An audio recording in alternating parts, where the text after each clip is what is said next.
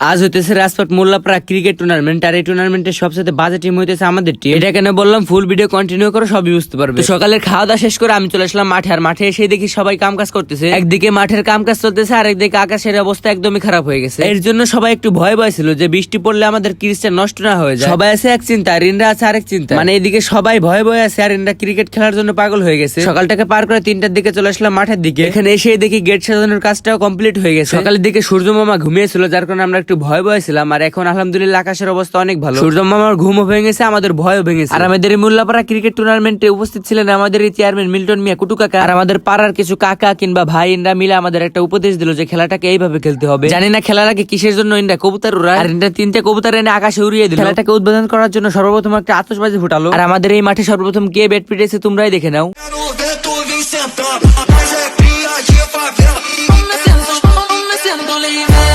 কিছুক্ষণ পরে আমাদের খেলাটা শুরু হয়ে গেল। সর্বপ্রথমে আমাদের টিমে খেলা পড়ছে, আর এখানে বোলিং ছিলাম আমি। আর এই খেলাধুলাতে সবসময় হারজিত থাকে, আর হারজিতের ভিতরে আমাদের টিমটাই হেরে যায়। মানে ভাই প্রত্যেকটা টিমে রানিং প্লেয়ার আছে, আর আমাদের টিমে একটাও রানিং প্লেয়ার নেই। মূলত এর জন্য আমরা আমাদের ম্যাচটা হেরে যাই। কারা কারা এরকম টুর্নামেন্টে হারছো না জিতছো অবশ্যই বলে যাবে। সবাই ভালো থাকো, টাটা।